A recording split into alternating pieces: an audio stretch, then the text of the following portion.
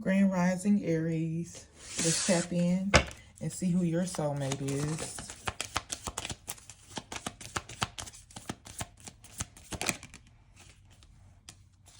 Scorpio energy.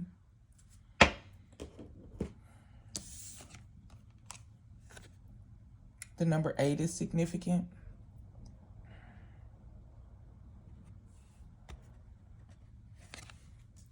Your soulmate is someone who is going to transform your life. You guys are going to transform each other's lives.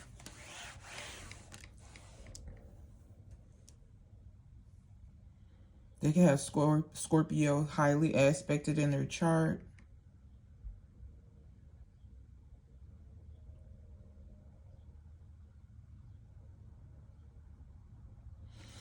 I feel like you and your soulmate are going to have a quick connection. Like, it's going to move fast. I'm picking up on like one night stand turning into a relationship type energy. The number 20 is significant.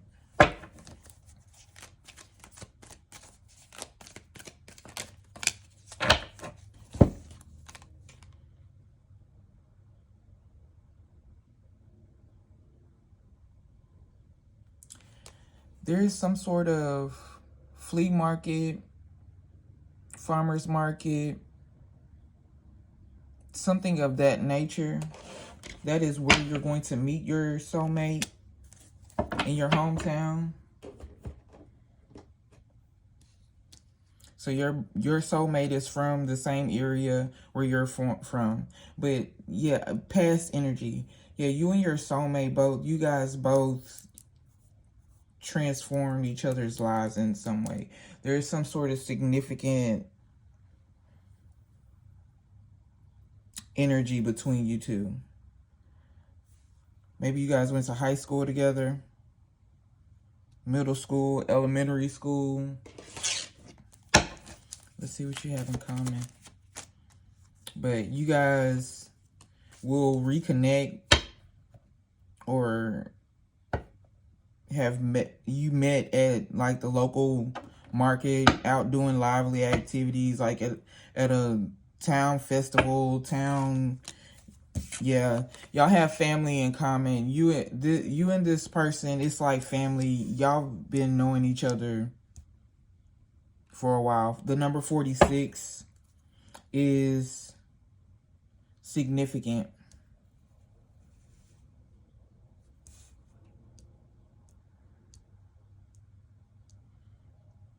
There's a bond that you guys have in common. There was some sort of break. You guys, so yeah, that's going to be the reuniting energy that I'm picking up on. There was some sort of break in you guys is communicating with each other. Someone stopped visiting home, or someone...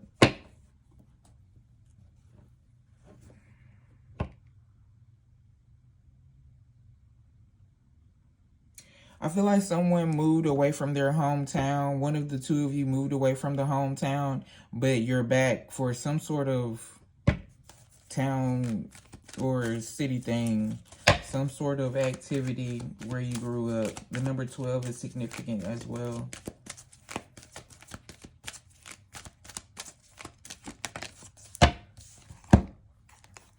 Okay, freedom. This is one of those connections I'm picking up on. If it's meant for you, let it go.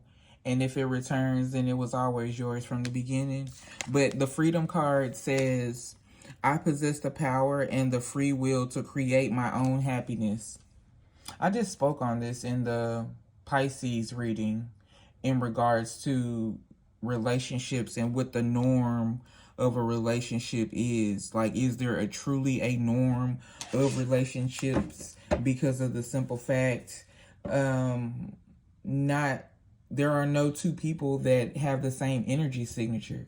Everybody has their own customized energy signature.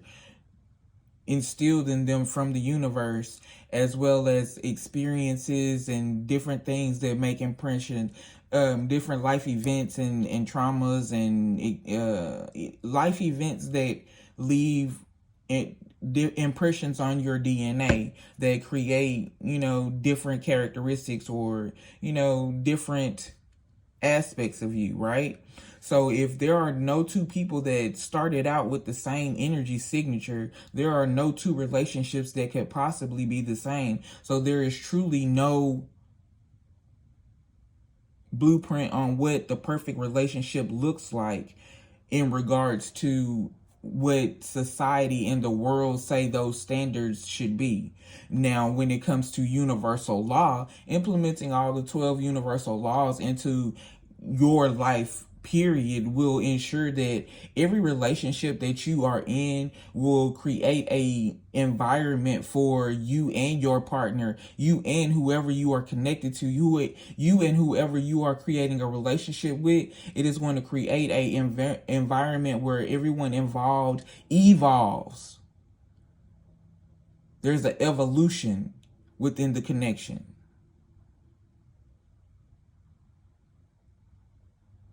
And the issue that you and your soulmate are having, I really don't feel like it's an issue. I feel like it's a part of the evolution of the connection. There are periods of times where we love things so much, but we have to let it go.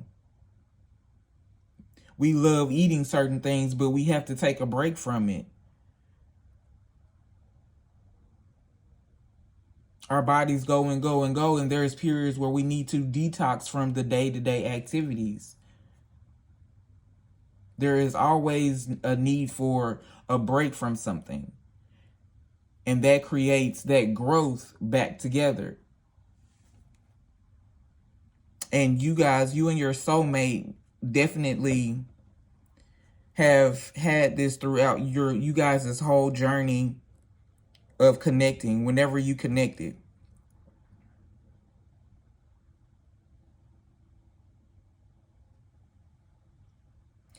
I'm also picking up on, if your soulmate did not, grow up with you in childhood, you guys' childhoods mirrored each other in a lot of ways. And what you guys have in common is your bond. What you guys have in common is background, family values. I just heard. We have gratitude at the bottom of the deck. Yeah, there is going to be a aspect or a energy of gratitude, or there needs to be a energy of gratitude for the breaks that you and your soulmate encountered or will encounter or have encountered throughout you guys' connection. Be grateful for the opportunity to step back away from something or release something, and when it comes back, it's like it never left. Those type of energies are energies to be grateful for. They create a blueprint or a marker for the growth that has occurred. When we were in connection at this point, we were at this level. The separation, the pause within the connection took place. You went on to, grow, heal, and evolve here. I went on to grow, heal, and evolve here. When we come back together, there is so much that we could share, so much that we could incorporate into the connection, into the journey, into the evolution of our relationship.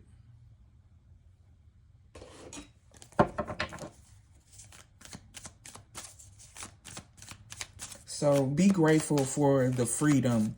Yeah, that's another thing. The issue that you guys are going to have to overcome is not necessarily an issue. It's a change in perspective. The perspective just needs to switch a little bit. It is okay for you to still be free to be yourself in all ways, forms, and fashions that you were doing prior to being in a relationship, while you're in a relationship. The only thing that is necessarily changing is the thought pattern on the consequences, or just being considerate on how the things that you do will affect your partner. But however, you are still free to do as you please, as well as your partner should still be able to be free to still do as they please. That is going to incorporate such a wonderful element of gratitude within the relationship, meaning your partner, and you will thank yourself for engaging in this type of energy in your relationship, and your partner will, because your partner and you will always feel like, I can be my authentic self around you. I don't have to explain or defend. I don't feel judged. Like, I can just truly be myself. We can talk about any and everything without it turning into a war. There is just a freedom to create you guys' own happiness based off of your individual signature, energy signatures.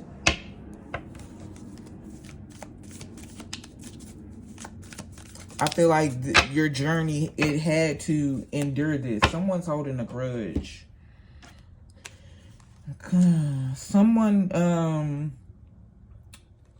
that was clout hungry. Someone that was clout hungry. And they say anything and do anything. They just like to hear themselves talk. They just be lying and just be talking, or just say and do anything just to get attention.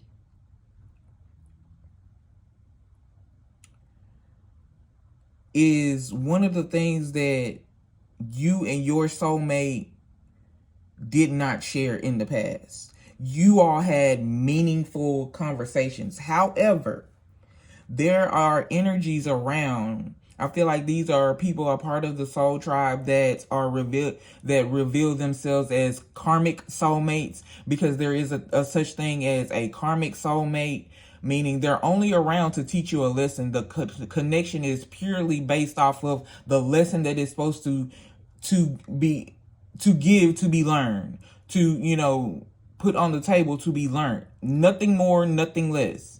And that connection is only going to be allotted a certain amount of time in your energy. Meaning, once you learn the lesson that karmic soulmate has brought into your life, the lesson is over. There's no need for them in your life anymore. So eventually, if you don't, separate yourself from them, the universe will separate yourself from them. And there were clout hungry people, like people around you guys in the past, that pretty much was saying and doing anything just to be a part of y'all conversation. Saying and anything, doing anything just to be where you guys are. And, they just didn't fit. They was low key trying to be a third party in y'all situation, and it's like, but dirty little secret love affair.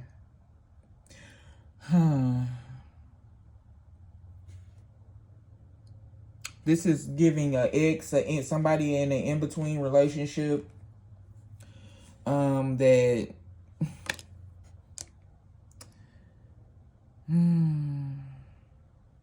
they just want to be a part of it. They want to be the dirty little secret. But that's not the case in this connection.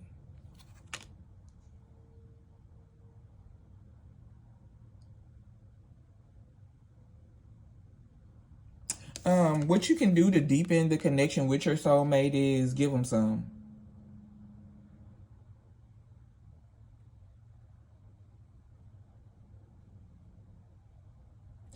But I picked up on that anyway. Like, with this Scorpio energy, and then we have Uranus on the bottom of the deck over here. Yeah, it's definitely giving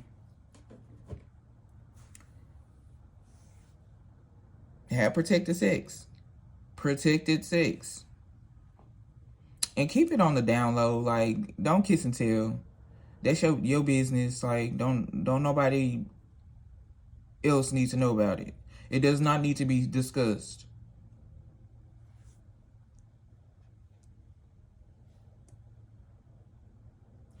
I'm also getting what you can do to deepen the connection with your soulmate is to be okay with your soulmates not posting you on social media, not broadcasting you to the world. Be okay with you guys' relationship just being between you and them.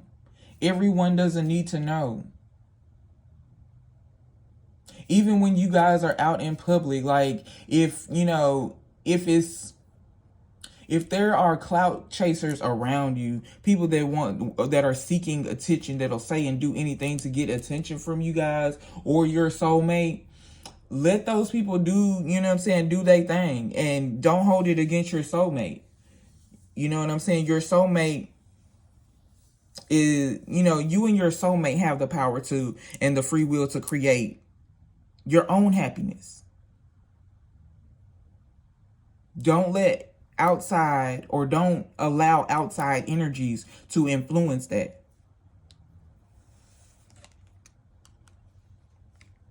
But yeah,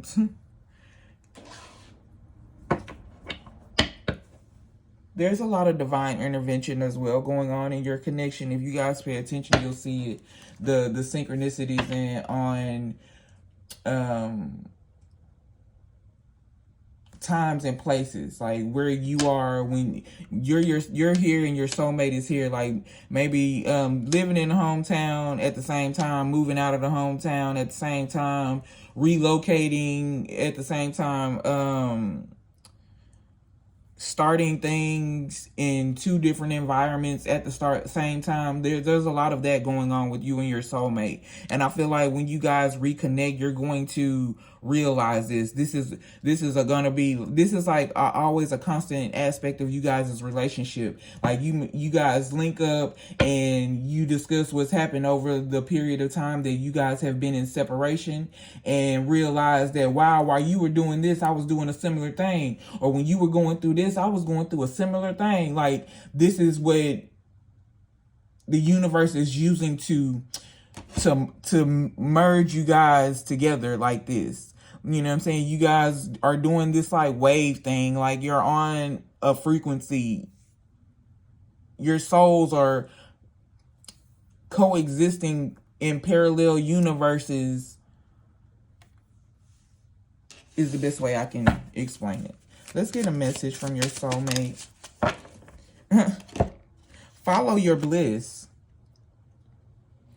And follow your bliss says, I feel good when I know you are happy. Do something that you enjoy today. Feelings of joy and hope will bring us closer on our journey and will put you at ease. Yeah. When you guys are in separation, this is the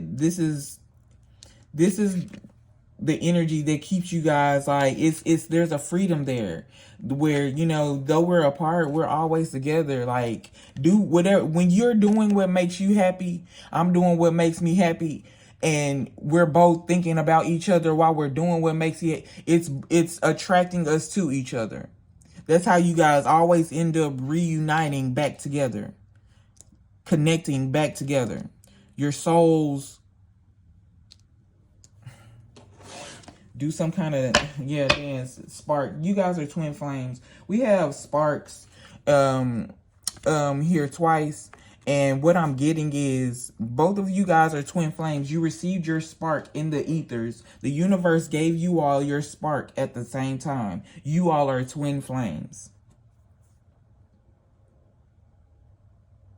This card says, we have the spark between us, which is undeniable and visible to everyone around us. Yes, the cloud chasers. You are the miracle that dropped into my life and lit me from within. I'm going to read that again. You are the miracle that dropped into my life and lit me from within. Look up at the stars tonight and know that I am under the same sky thinking about you. We are destined to be together for many lifetimes. We don't need to rush this love. Our love is eternal. Yes, this is the overall signature here. And this is a divinely guided connection. I feel like this is one of those connections that is going to put it on the map to be the norm, to allow freedom within relationships, and be grateful for that freedom within relationships. Allow for it to be a little, allow for your partner to keep you to themselves in a way. They shouldn't have to please the world or prove to the world that they love you. As long as they proving it to you, that's all that matter. It don't matter how many likes y'all connection will get.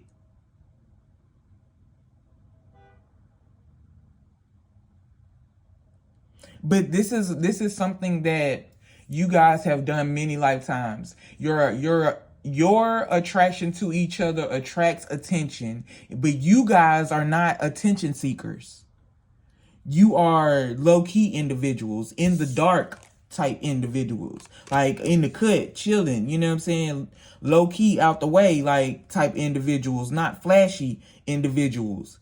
But your energy signature, the way you guys bond with each other, and it's been this way all you guys' life. Your light attracts people that will say and do anything just to be around you, just to be near you.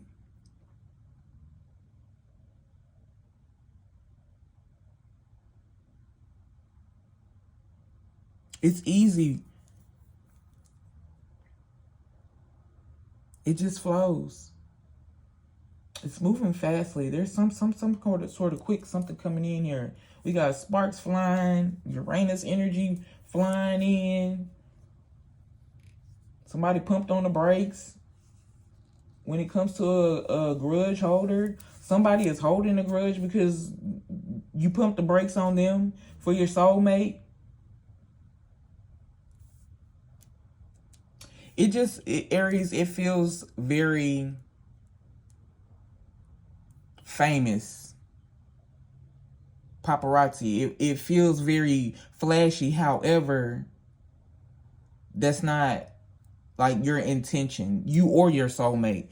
You both share the same values.